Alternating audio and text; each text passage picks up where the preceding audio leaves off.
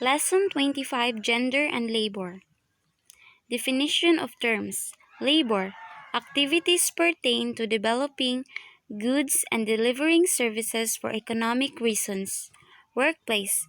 A sector in the population engaged in economic and productive activities. Lesson objectives.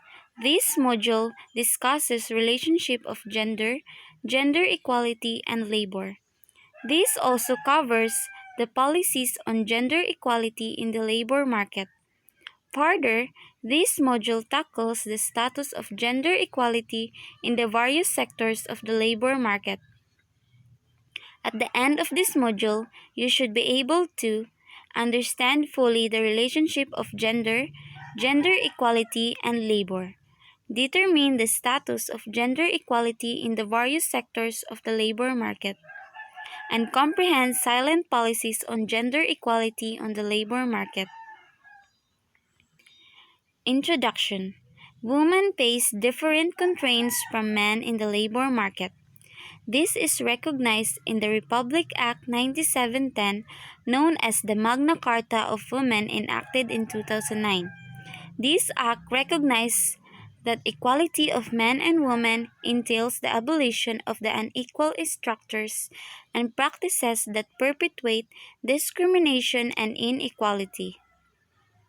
In connection with employment, the Philippine Commission on Women indicates that the Magna Carta of Women will level the playing field by making productive resources and economic opportunities equally available for both men and women. It is further noted that generally, women do not control family properties and decision-making rights on the use of income, further limiting opportunities to break the poverty cycle. The gender division of labor refers to the allocation of different jobs or types of works for men and women. In feminist economics, institutional roles, norms, and practices that govern the allocation of tasks between women and men also constitute the gender division of labor. The division of labor separates the tasks in any economic system or organization so that participants may specialize. Employment sectors. Agriculture. Women farmers do not have an equal opportunity to acquire land or register it in their own names.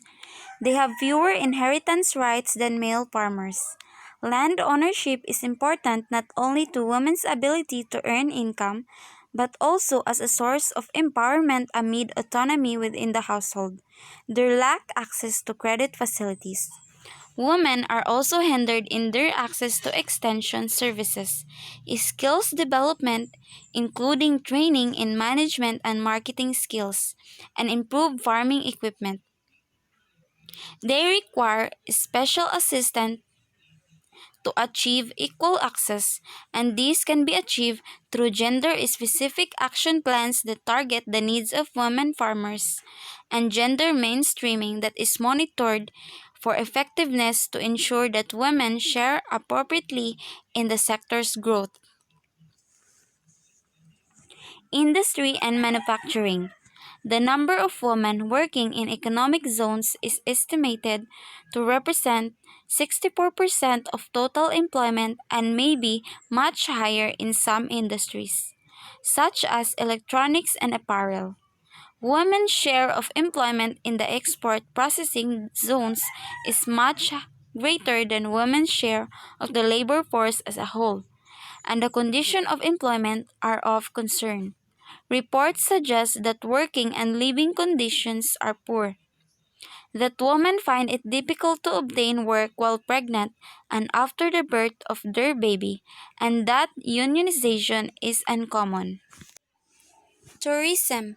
It appears that tourism planning has not included women or has had insufficient regard for gender issues. Within the tourism industry, relatively few women have the educational qualifications or foreign language skills to compete for front of house positions in the hotel industries, as tour guide, or in any travel agencies. and women are more likely to be employed as housekeepers, waitress, or similar low-level positions. Targeted educational programs could provide women with the necessary qualifications to climb the job ladder, which could progressively help to rectify the imbalance between work opportunities for men and women and eliminate gender gaps in tourism employment. Business Processing Outsourcing. The Philippines Information Technology Business Process Outsourcing Roadmap 2011-2016 not gender responsive and does not address women's constraints in accessing higher paid work in non-voice services or the likely growth in information technology and engineering. These matters, as well as the pay differentials between men and women and employment conditions, require specific government attention. Government services. Public sector employment is an important source of jobs with better pay and conditions for women than many other industrial sectors. But women are constrained by being predominantly employed in traditional gender stereotype care sector government occupations such as health and education, and they are underrepresented in the higher paying subsectors. The Philippines has strong gender mainstreaming programs, which has given women greater access to government employment generally, but women in the civil sector may still be underpaid, given their levels of education, experience, and ability. Entrepreneurship.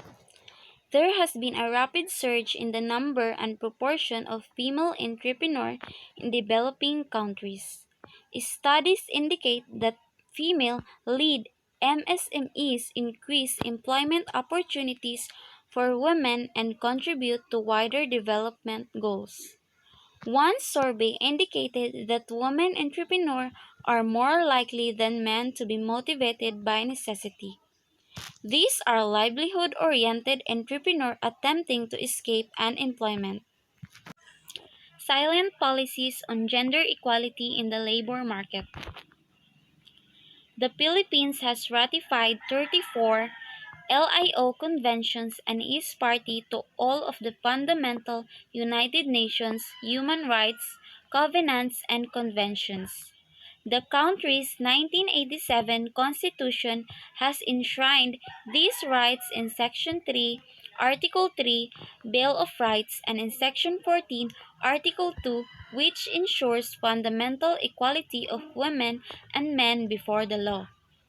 Article 3, Chapter 1 of the Labor Code, as well as Republic Acts 67, 25, 71, 92, 78, 77, and 85, 51, all provide for fundamental human rights protection, including anti-discrimination provisions, and they ensure fundamental equality, prohibition of sexual harassment, and temporary special measures. The Philippine Anti-Sexual Harassment Act No. 7877 of February 1995 is an example of good legislative practice.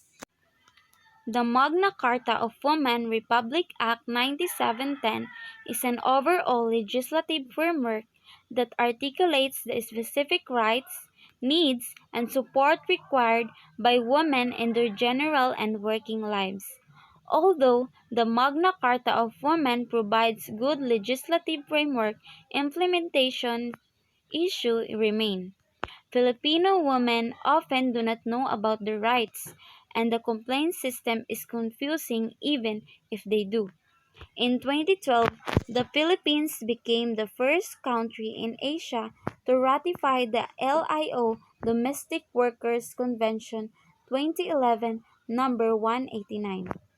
In early 2013, President Aquino also signed a new Batas Kasambahay Domestic Workers Act in order to better protect this large group of mostly young female workers.